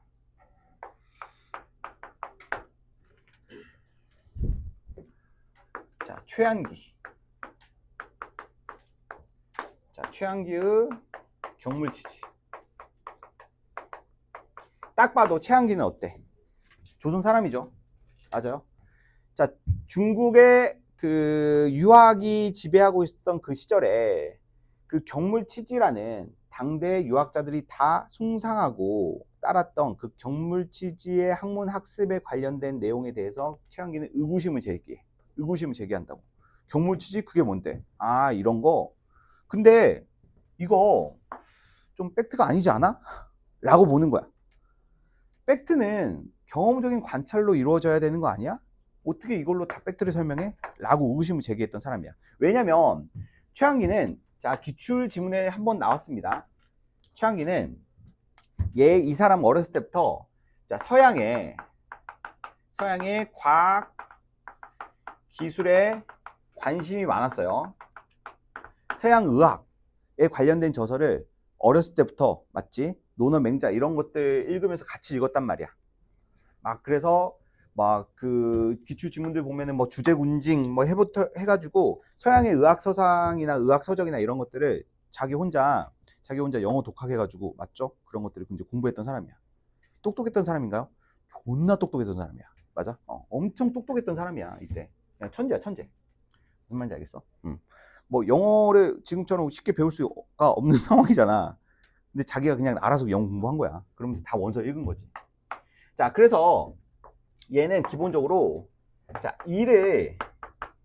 이보다 기가 더 중요하다고 주장을 했어요. 기본적으로.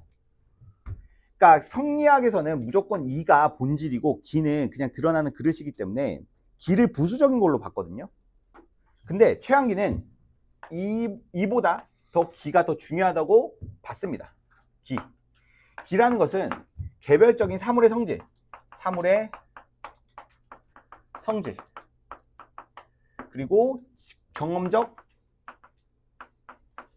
관찰이 가능한 요소이기 때문에 맞지? 추상적인 이보다는 실제로 지각할 수 있고 경험적인 관찰에 의해서 데이터를 쌓을 수 있는 기가 더 중요하다고 인식을 했어요. 무슨 말인지 알겠어? 그래서 최한기가 말하는 이 경물치지라는 것은 결국에는 이거야. 이 기를 통해서 세상과 우주 만물의 원리를 파악하려고 했었던 게 최한기의 경물치지 사상인 거야. 무슨 말인지 알겠지? 즉 대상에 대한 경험적인 관찰, 즉 지금 현재의 과학적 지식이 누적되는 과정과 동일해요. 계속 경험적인 관찰을 해가지고 자 보면은 경험적 관찰을 한 다음에 자 신기와 비교를 해요. 자 최한기는 신기라는 개념을 상정했거든요. 신기라는 게 기랑은 좀 다른 게 뭐냐면 이 기가 누적돼서 기가 누적돼 가지고 데이터로 정립된 게 신기라고 생각하시면 돼요. 신기. 알겠어? 좀 어렵거든요, 신기가. 아무튼 쉽게 말해서 기가 누적돼서 데이터화가 된 게 이제 신기야. 그렇다면 우리는 살아가면서 계속 신기를 누적해 가면서 살아가는 거야. 그래서 우리가 외부 대상에 대한 경험적 관찰을 해. 그 다음에 우리가 가지고 있는 신기와 비교를 하는 거야. 그러면서 판단을 해. 무엇을 판단을 해? 판단과 비교를 하는 게 핵심이야. 이게 핵심이거든. 그러니까 기존의 신기와 비교해서 지금 관찰한 새로운 경험적인 지식이 기존의 것과 비교를 해가지고 달라질 때 기존의 지식을 수정을 할 것이냐, 아니면 이것이 기존의 지식으로 설명되지 않으니까 오류로 볼 것이냐, 이런 식의 판단을 한다는 거야. 판단, 비교. 맞아? 그런 식으로 이 과정을 거쳐가지고 이제 지식을 확장해 갔다라는 거야. 됐어? 즉 이 사람은 성리학이 지배하고 있었던 그 유학 사상이 지배되고 있었던 조선의 환경 속에서도 맞죠? 자, 과학적인 팩트로 세상을 바라보려는 그 시도를 했다는 점이 자, 우리가 이제 이 지문에서 주목해야 되는 포인트라고 볼 수가 있겠죠. 보이죠? 뭐 자연에 대한 직접적인 탐구가 필요하다. 본문도 읽어 보셔야 돼요. 알겠어요? 제가 정리해 준 거 딸깍 해가지고 그냥 날목하려 하지 마시고 본문도 읽어보세요.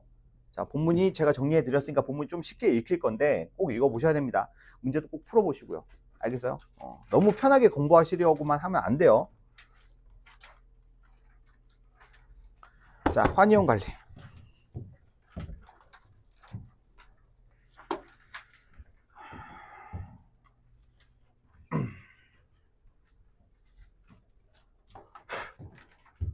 자, 봅시다. 환이온. 자, 환은 뭐야? 왜 환을 말해? 왜 환? 뭔데? 달러를 말해. 자, 환 위험이라는 것은 맞죠? 자, 우리가 이제 보통 이제 수입 수출 거래를 할 때 외화, 달러로 거래를 하잖아, 얘들아. 안 그래? 자, 그럼 필연적으로 거래 수단으로서 달러를 사용하기 때문에 그 달러의 가치가 실시간으로 변하는 환율의 움직임이 어떻게 되느냐에 따라서 맞지? 수입 수출 업체는 피해를 입을 수밖에 없어. 무슨 말인지 알겠어?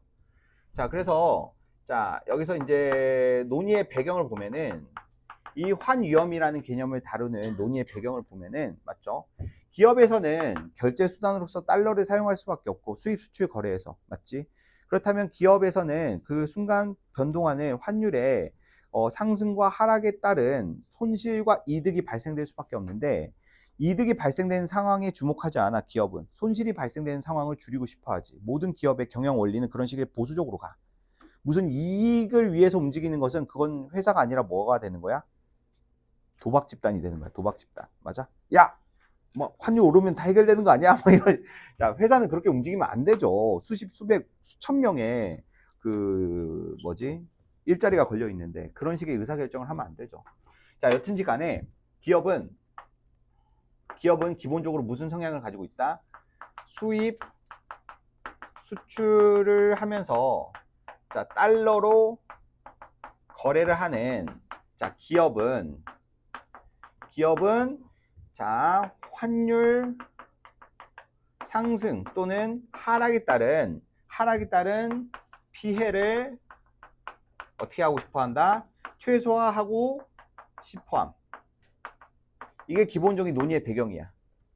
알겠어? 환율이 상승하고 하락함에 따라서 수출 수입 업체는 즉각적으로 어때? 이익 또는 피해를 입을 수가 있는데 이익을 얻는 상황에 주목하는 것이 아닌 피해가 발생되는 상황을 피하고자 여러 전략을 생각을 하게 되는데 그게 바로 환영 관리 전략이라는 거야. 이해되니? 자, 여기서 이제 알아둬야 되는 제반 개념들 보자. 제반 개념. 경제 지문이다 보니까 이 지문을 이해하기 위해선 제반 개념도 많이 좀 필요하다고 볼 수가 있어요. 자, 가장 기본적인 개념부터 차근차근 정리를 해봅시다. 첫 번째, 환율. 자, 환율이라는 것은 자, 원화 가치 대비 교환되는 달러의 비율을 말하는 거야. 원화와 교환되는 달러의 비율을 말하는 거고. 자, 이 원화는 해당 달러로 거래를 하는 해당 모든 나라들의 해당 자국 화폐를 의미한다고 보시면 돼요. 우리나라는 원화고 일본은 엔화, 중국은 위안화 이런 식으로 맞죠? 자국 화폐라고 생각하면 돼. 자국 화폐와 교환되는 미국의 화폐인 달러의 교환 비율을 환율이라고 하고, 자, 이 환율은 결국에는 이 달러의 절대적 가치라고 보시면 돼요. 달러의 절대적 가치. 맞지? 아, 상대적 가치라고 해야 되겠다. 죄송.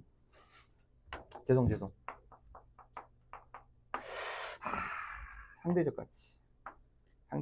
아, 좀 이해를 편하게 하기 위해서 절대적이란 말을 쓰려고 했는데 순간적으로 예외가 하나 떠올라가지고. 자, 달러의 상대적 가치를 의미하는 건데 결국 환율이 오르게 되면 원화 가치는 떨어지고, 맞지? 환율이 떨어지게 되면 원화 가치는 오른다라는 거야. 무슨 말인지 알겠어? 그래서 환율은 달러의 가치를 의미하는 거니까 항상 해당 원화 가치와 이제 반비례하는 개념이다. 이렇게 이해를 해보시면 되겠죠. 환율이 올라가게 되면 원화의 가치는 떨어져요. 됐죠?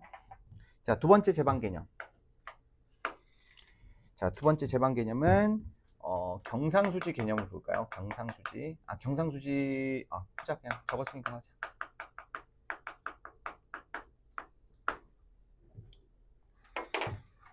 자, 경상수지는 한 나라에서 수입과 수출액을 따졌을 때 그 수출액의 합을 따지는 건데, 경상수지의 개념은, 자, 경상수지는 한 나라에서 총 수출액과 자, 총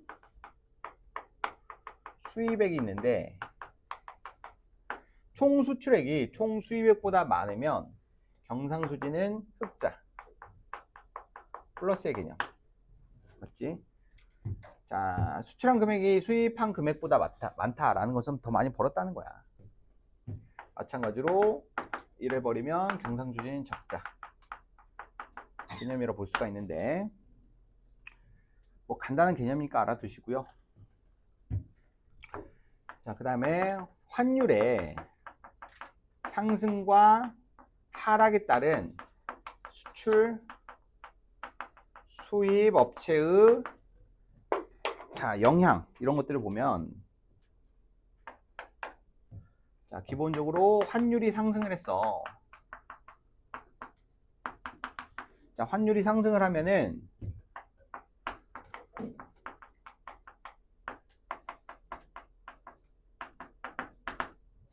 초등학교 때부터 맨날 하던 거죠. 자, 환율이 상승하면은 맞죠? 수출업체가 유리해, 수입업체가 유리해? 수출업체가 유리하죠. 수입업체는 불리합니다. 맞죠? 자, 항상 이런 것들을 이해할 때는 이렇게 생각을 해보시면 돼요. 환율이 올랐다. 환율이 올랐다는 것은 1달러당 1달러당 1,000원은 1달러당 1,000원이었던 것이 자, 얼마로 올랐다? 환율이 올랐다는 것은 2,000원으로 이해를 해야 돼. 그러니까 1달러에 대한 교환 비율이 원래는 원화 1,000원만 주면 되는데 근데 1달러를 교환하기 위해서는 원화 2,000원을 줘야 돼. 그렇다면 환율이 오르게 되는 거죠. 맞나요? 그랬을 때 수출이 유리한 것은 자, 100달러어치를 수출했다고 가정을 해볼게. 기존에 100달러어치 수출을 하면은 원화 가치로 어때? 10만 원의 원화를 이제 얻게 되는 거지만 환율이 오르게 되면은 어때? 20만 원 얻게 되는 효과랑 똑같다는 거야. 됐니? 자, 환율이 떨어졌을 때는 반대의 관계로 가겠죠. 맞아요? 환율이 떨어졌을 때는 이게 정반대로 가겠지, 당연히. 맞아? 그리고 이제 수입업체 입장에서는 수입이 불리하기 때문에 수입량이 줄어들 수밖에 없죠. 수입량이 줄어들 수밖에 없고, 자, 환율이 오르게 되었을 때 수입하는 입장에서는 원래 수입했던 양의 환율이 2배로 올랐다고 한다면 이제 수입량을 반절로 줄일 수밖에 없죠. 국내 물가는 상승할 수밖에 없다라고 했어요. 맞아요. 자, 그러면 자 2번, 3번 배경했지, 배경했고. 자, 그러면 환위험의 개념 봅시다. 이제 환위험.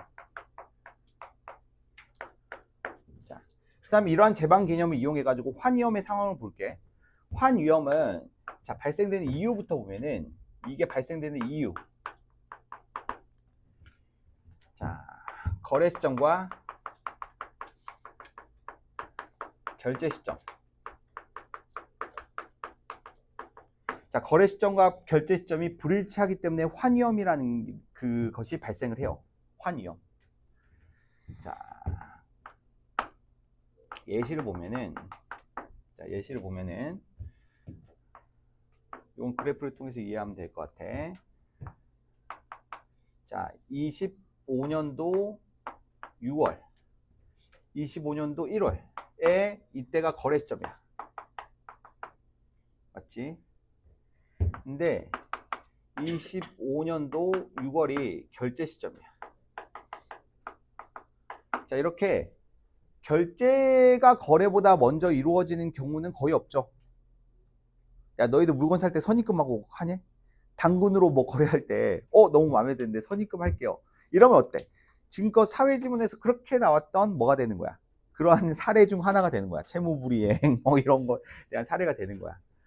자, 보통 거래를 할 때 보통 물건을 받고 돈을 송금을 하죠. 대부분. 우리 하물며 당근 거래에서도 그러는데 대규모 무역 거래 막 10억 원, 20억 원, 100억 원씩 거래가 이루어지는 그런 큰 돈이 오고 가는 무역 거래에서 먼저 송금을 하는 경우는 많지는 않겠죠.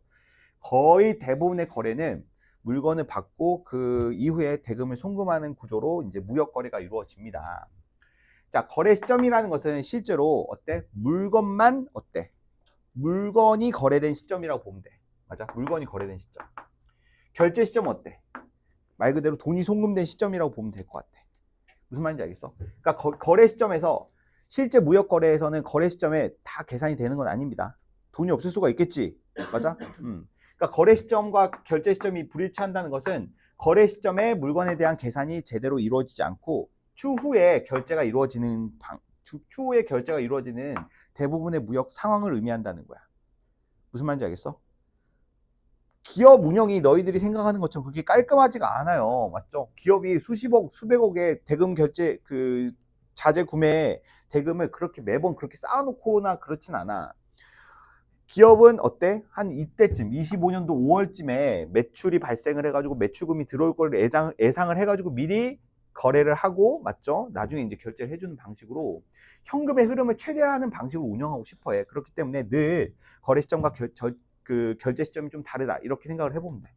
중요한 거는 잘 봐봐. 거래 시점의 환율과 결제 시점의 환율을 봤을 때 거래 시점의 환율은 자 원래는 1달러당 자 1달러당 1,000원이었어. 맞지? 근데 결제 시점의 환율은 1달러당 1,500원으로 올랐어. 즉 환율이 상승하게 되었죠.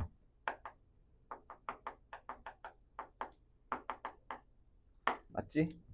자 그러면은 환율이 상승하게 되었기 때문에 이러한 A의 상황은 이러한 A의 상황은 자 수입업자들하고 수출업자들에게 각각 유리한 상황 혹은 불리한 상황을 만들겠지. 맞아?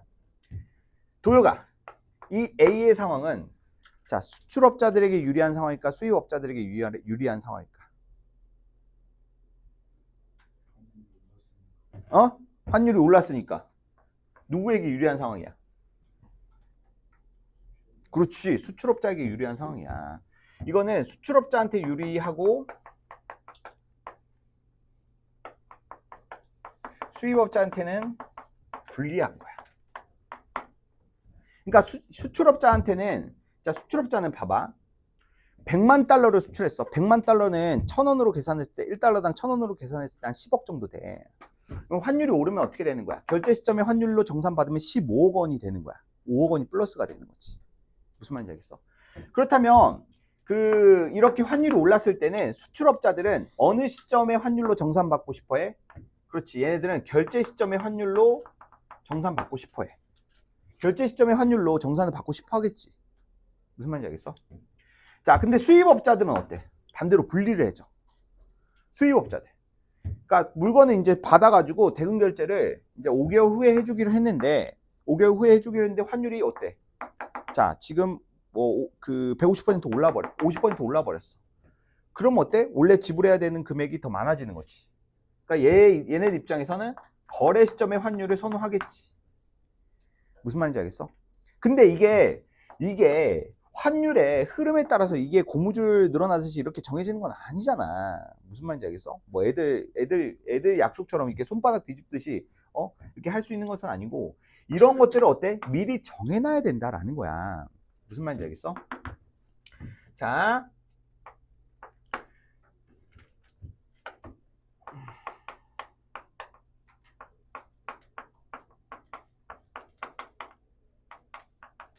자, 중요한 거는 환율이 올랐을 때 이런 경우지만 환율이 반대로 떨어질 경우도 있잖아. 환율이 반대로 이제 거래 시점에는 1,000원이었는데 결제 시점에는 환율이 500원, 50% 떨어졌어. 그러면은 수출업자들은 당연히 불리해지겠지. 불리해질 거란 말이야. 그러면은 회사 입장에서는 아까 전에 말했듯이 환율이 상승하게 되었을 때 수출업을 하는 회사에서는 그러한 유리한 점에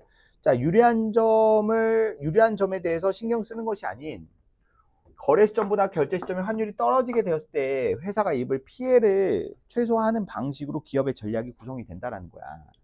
무슨 말인지 알겠어? 자, 그래서 환이용 관리라는 것은 맞지? 자, 첫 번째 환 노출을 최소화시키는 전략으로 이루어집니다. 환 노출은 쉽게 말해서 무엇을 의미하냐면 거래 규모야. 거래 규모. 예를 들어서 지금 100만 달러 어치를 수출을 했어. 맞지? 근데 100만 달러 어치를 수출을 했을 때 환 노출은 정확히 100만 달러가 환 노출 금액이 되는 거야. 무슨 말인지 알겠어? 거래 규모에 해당되는 금액이 바로 환 노출 금액이야. 자, 100만 달러가 환 노출이 됐을 경우랑 1000만 달러가 환 노출이 됐을 경우랑 맞지? 어느 경우가 자 이러한 환율의 급등락에 대해서 대응하기가 어려울까? 당연히 1000만 달러겠지. 무슨 말인지 알겠어? 100만 달러 같은 경우에는 이렇게 환율의 흐름이 나타났을 때 환율이 만약에 예를 들어서 500원으로 떨어졌어. 100만 달러면 10억을 수출해가지고 5억을 정산받는다는 거야. 그럼 피해 금액이 5억이겠지. 이런 환율의 변동으로 인해서 얻게 되는 입게 되는 피해액이. 1000만 달러라고 해봐. 1000만 달러. 100억 원이야. 100억 원을 이제 원래는 정산받아야 되는데 100억 원이 얼마가 됐어? 50억이 됐어. 50억이 누구 집 개 이름이야? 50억이면은 맞죠? 50억이면 매우 큰 돈이죠. 자, 여튼지 간에 그럼 기업 입장에서 엄청난 타격이기 때문에 애초에 이러한 환율의 변동은 불가피한 것이라고 인식을 해. 그렇기 때문에 애초에 무엇을 줄이려고 해? 거래 규모액 자체를 되게 줄이려고 해. 거래 규모액을 줄이기 위해서 거래 규모액을 이제 최소화시키는 전략이 있어. 그게 바로 네팅과 매칭이야. 이것이 바로 네팅, 매칭 뭐 이런 거야. 자, 네팅과 매칭 뭐 어려운 개념이 아니니까 한번 읽어보시고 저는 굵직굵직한 것들만 설명을 해드리겠습니다. 자, 네팅과 매칭은 별로 어렵지 않은 개념이에요. 맞죠? 이 정도는 여러분들이 읽고 아 이거구나 이제 이해를 해주시고 저는 옵션 개념 설명해 드릴게요. 옵션. 자, 옵션 계열 거래는 바로 뭐냐면 자 그런 거야. 자, 옵션은 그 환위험 관리와 환위험 관리하고 그리고 잠재 이득까지 모두 고려한 전략이라고 볼 수가 있거든. 화이팅! 화이팅! 화이팅! 얘들아 힘내. 나도 아침에 진짜 정말 사선을 넘고 왔어. 사선을 넘고. 맞지? 이러다 진짜 죽는 건 아닌가? 자, X축은 시간의 흐름이라고 보자. 자, 그리고 Y축은 환율의 크기라고 보자고. 환율의 크기. 자, 그리고 특정 시점 T를 좀 가정을 한번 해보자. 특정 시점 T. 자, 보자. 환율이 특정 값을 계속 유지해 오다가, 맞지? 자, 특정 시점. 자, 특정 시점 T하고, 이건 T1하고 T2 두 개가 있어야 되겠다. T1하고 T2 두 가지로 가정을 해야 될 것 같아. 자, T1을 중심으로 해가지고, 자,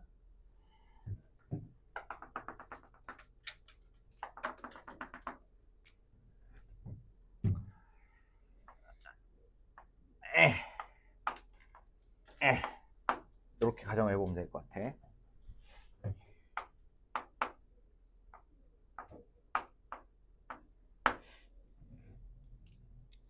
자, 여러분 T1은 거래 시점이라고 보시면 될 것 같고요.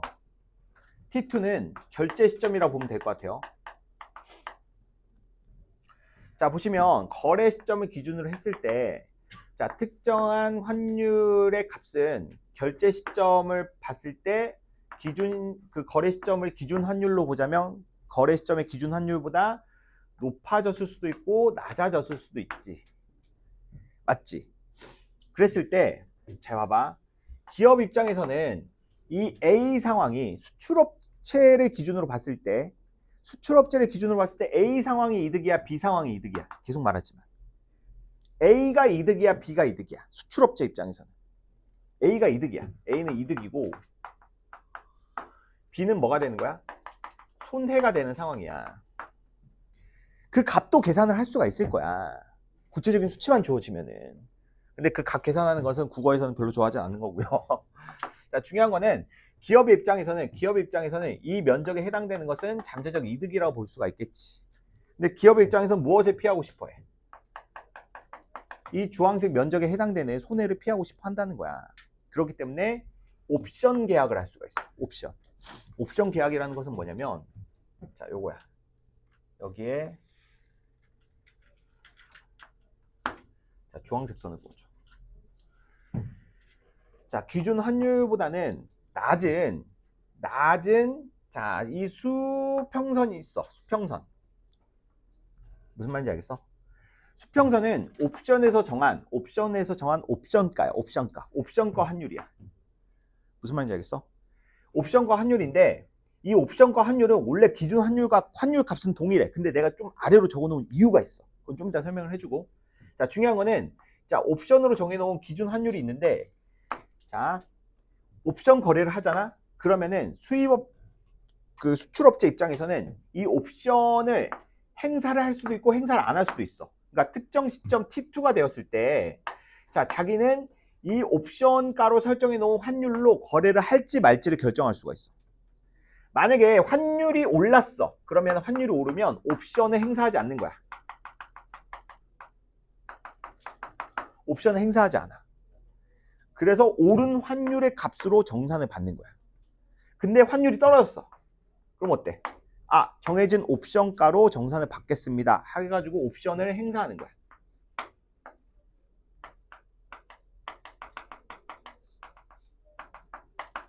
맞아?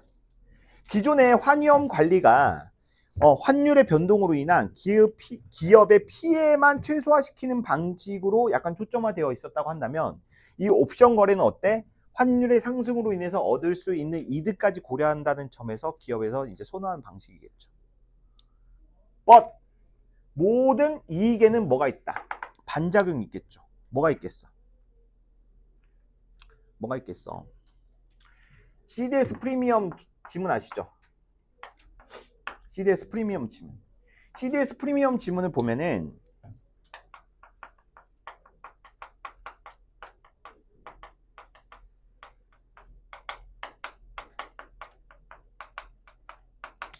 채권 발행자가 있고 투자자가 있지. 채권 발행자는 돈을 빌리는 사람이야. 채권 발행자가 그 발행한 채권을 투자자가 이제 구매를 해. 채권을 구매한다는 거야. 근데 투자자 입장에서는 채권을 구매하는 순간부터 어때? 무슨 위험에 쌓일 수밖에 없어. 신용 위험에 따른 부담감. 채권을 발행한 사람이 망해버리면 자기가 구매한 채권은 어때? 돌려받을 그 원금을 돌려받을 수 없잖아. 그래서 항상 투자자는 이제 신용 위험에 대한 채권 발행자의 신용 위험에 대한 불안감을 살 수밖에 없는데, 근데 뭐 이 보험회사와 CDS 프리미엄 계약을 맺게 되면은 이 보험회사는 이 채권 투자자가 보유하고 있는 그 채권에서 부도가 나면 이제 그 부도를 보상해주는 역할을 수행하는 게 자, 이 보험회사의 역할이야. 자, 그러면은 투자자는 어때? 이득을 볼 수밖에 없죠. 잠재적인 손해를 줄일 수가 있는 거잖아. 공짜로? 얘도 공짜로? 누가 봐도 좋은 상황이지. 누가 봐도 좋은 상황이잖아. 공짜로? 뭐겠어? 투자자는 자, 보험회사에게 신용위험에 따른 부담감을 넘기는 대가로 자, 무엇을 지급해? 보험료를 지급해. 그게 바로 CDS 프리미엄이었어. 여기서 뭐가 있다는 거야? 수수료가 있다는 거야. 수수료가 있어. 옵션 거래를 가입을 하는 순간부터 옵션을 행사하든 행사하지 않든 고정수수료가 발생을 해. 맞아? 고정수수료가 발생을 하기 때문에 어때? 환율이 낮게 잡히는 거야. 이게 수수료만큼의 값이 내려와 있는 거야. 이해되니? 이게 여기서 옵션 거래는 또 이제 그 수출업체가 발생시킨 환노출 금액 기준으로 결정되는 경우도 있겠지만 1달러당 결정되는 경우도 있고요. 달러당 결정되는 경우도 있고 수출한 물건의 물건 수량에 의해서 결정되는 경우도 있고 그 결정되는 기준값에 대해서는 여러 가지 값이 있어요. 근데 중요한 거는 이만큼의 수치는 뭐다? 옵션 프리미엄이라고 생각하시면 돼요. 옵션 프리미엄.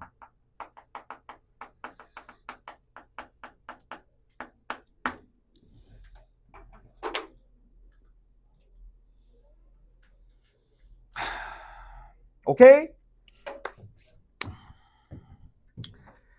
자, 50분까지 쉬겠습니다.